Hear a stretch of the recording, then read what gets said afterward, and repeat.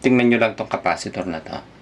Pag tinester nyo to dito, resistance, positive, negative, kapag may short siya, ibig sabihin yan, ipuputok niya na kagad to.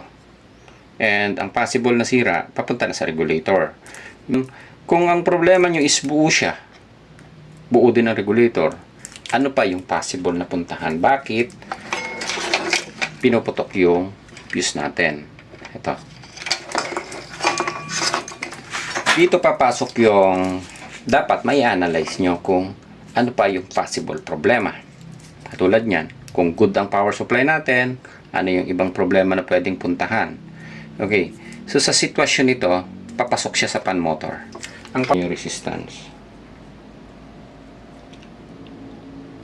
Ayan, 7.6 ohms. So masyado siyang mataas. Ay, mababa. Shorted na siya. Then ang capacitor line natin, ayan, 206 ohms. Compare nyo doon sa line natin, line neutral natin, 7.5 ohms na lang. So shorted siya. Ibig sabihin, kapag ikinabit natin siya dito, ang matitester natin shorted. So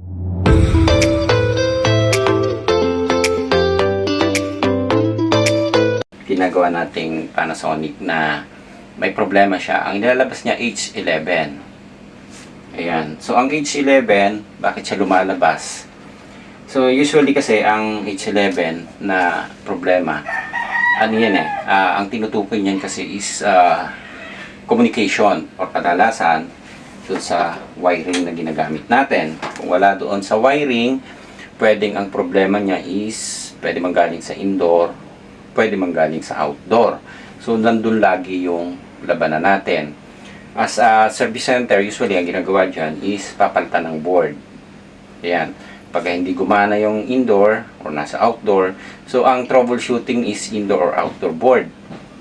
Pero may mga problema ito katulad itong ginagawa natin. Ang naging problem niya is out of board. Kaya naglabas siya ng H11. Ngayon, ang focus natin, bakit siya naglabas ng ganong error? O sira yung outdoor board. Pag nag-dead set ang outdoor board, maglalabas siya ng H11. Pero kung nasa indoor board ang nag-dead set, usually talaga pag indoor, hindi siya maglalabas. Kung nag-dead set ang indoor, hindi siya maglalabas ng ganong error.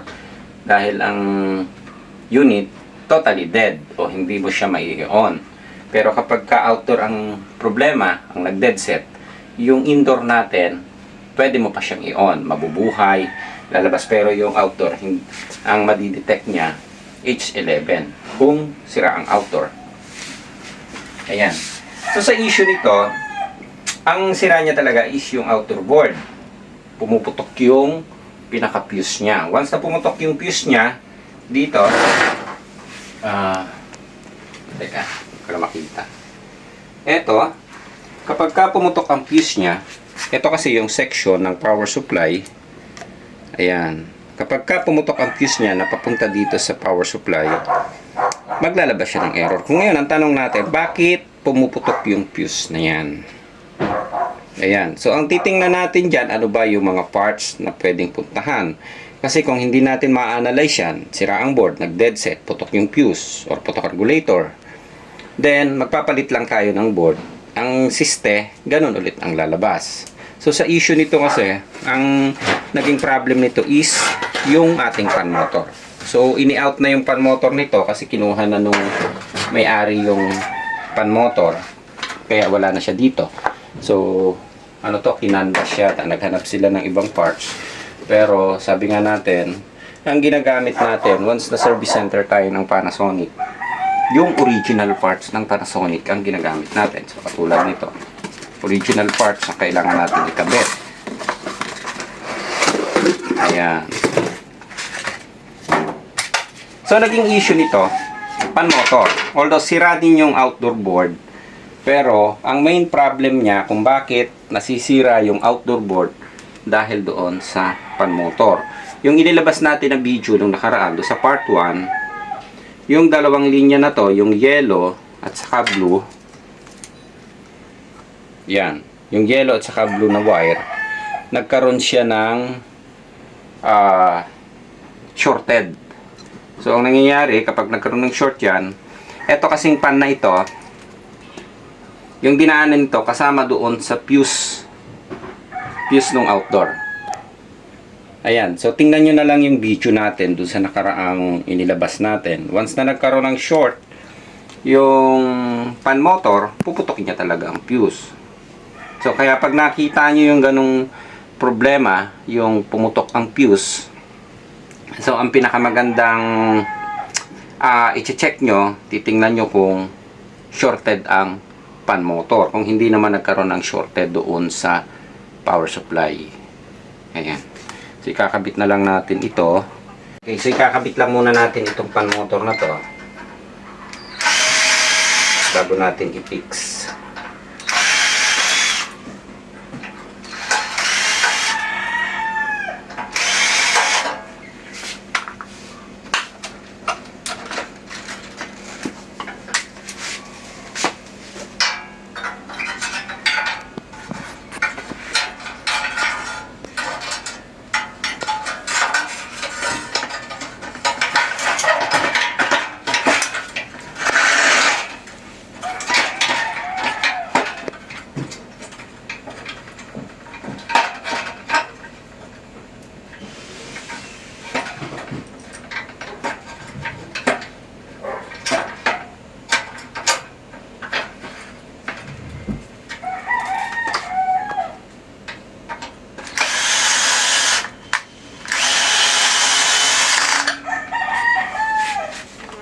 Ayan. So, mapapansin nyo pag Panasonic, no, halos napakasimple ikabit. Simple ding baklasin. Kahit sa pan motor.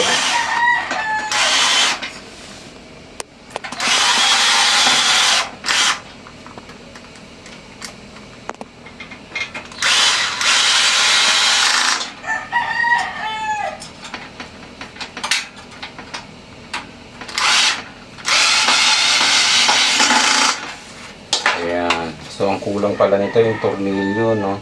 So, nasa may-ari yung tornilyo nito. Ayan, okay?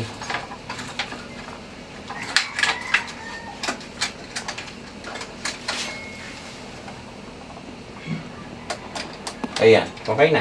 So, ganito lang yan kasimple. So, pati yung troubleshooting, actually yung board nito, kaya sinasabi na ko na madali lang din. Kahit i-troubleshooting natin ito, madali lang ito. Tingnan nyo dito sa ilabaw ng board. Ayan. So, mapapansin nyo ito, yung power supply na yan. Ayan yung section ng power supply eh. Ayan. Then, galing yan siyempre dito sa main. Papunta yan dito. Bago makarating dito yung power na yan, dumadaan yan ng fuse. Ayan. Then, bukod doon sa fuse na yan, protected din ang power supply, protected din yung pan. Ang problema nga lang nito, dahil nagkaroon ng short yung ating pan motor, so pinoprotektahan niya yung kabuuang system na pinutok niya yung protection fuse niya. Dito. Ayan. Susundan natin yung linya ng fuse. Ito yung primary. Ito yung main power supply. Then, ito yung dinaanan niyang protection fuse. Ito. Yan. Okay. So, pagdaan yan dito, dumaan ng protection fuse, papunta dito sa power supply. Kung may problema ka sa power supply, may protect fuse ka dito na 3.15 ampere lang. Compare do sa iba na direct na mas mataas ang fuse, gumagamit ng 25 ampere. So, putok na yung power supply, yung fuse, hindi pa pumuputok. So, ito may protection fuse bago makarating ng power supply. Then, bukod doon sa power supply is pinoprotektahan niya rin yung ibang spare parts dito. Dahil kapag ka nag-off yung power supply natin dito, automatic, mapoprotektahan niya itong parts ng IPM section natin dito, mapoprotektahan niya rin tong system section. Kasi dito nang galing yung source ng power supply. Ayan. Okay. So, kung katulad niya, nagka-problema lang siya isa pan motor. So, pan motor and ang ipoprotect niya lang is yung fuse. Kapag pinutok niya yung fuse, protected na yung kabuang board. So, hindi ganun kalaki ang issue. So, yung tinutukoy ko lang dito, baka mamaya nagpalit kayo ng board, ang problema nyo pala is fan motor. So, titingnan nyo na lang. Magtataka kayo kapag yung resistance is hindi normal or nag-compare kayo doon sa ibang fan is iba ang resistance. So, magtaka na kayo. Maring defective yung fan motor niya. Okay? So, subukan na lang natin paandarin. Hindi ko na may kakabit to dahil yung tornilyo nadala doon sa isang fan motor na kinuha ng may-ari. Ayan. Try natin paandarin. 1, 2, 3. Tama naman to. Brown. Okay.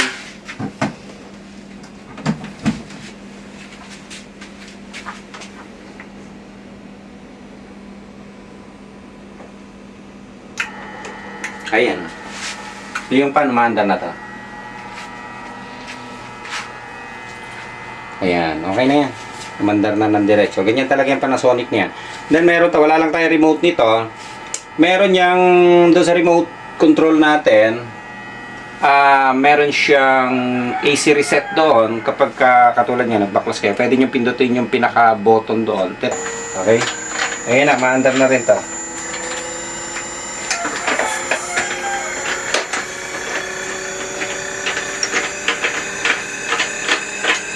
Ayan.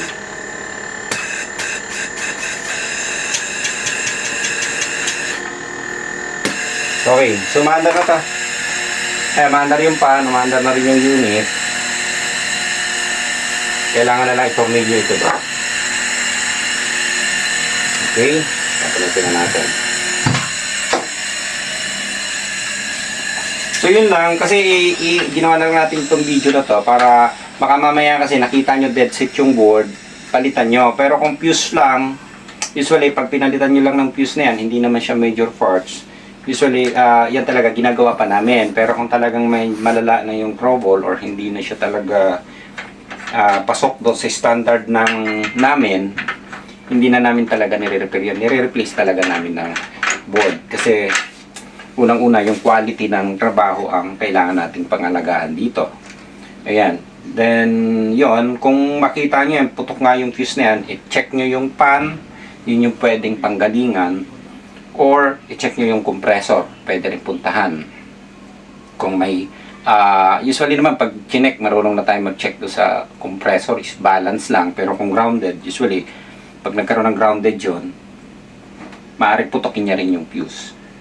Ayan. So, unang yung i-check yan muna, tingnan nyo yung pan, then, tingnan nyo kung may makikita kayong shorted doon sa part ng power supply. Ayan. Then, kung fuse lang siguro, pwede naman siya. Papalitan lang naman yung fuse. So, para lang hindi rin gumastos ng malaki yung ating mga customer o yung may-ari. So, doon muna tayo sa pinaka mababa o murang solusyon o madaling solusyon na hindi gagastos ng malaki. Ayan.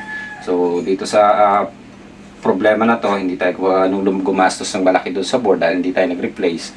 Pinalitan natin ng fuse and okay naman yung power supply. So, pan motor lang yung naging issue natin. Ayan. So, okay na tayo. Ayos. Tingnan ko.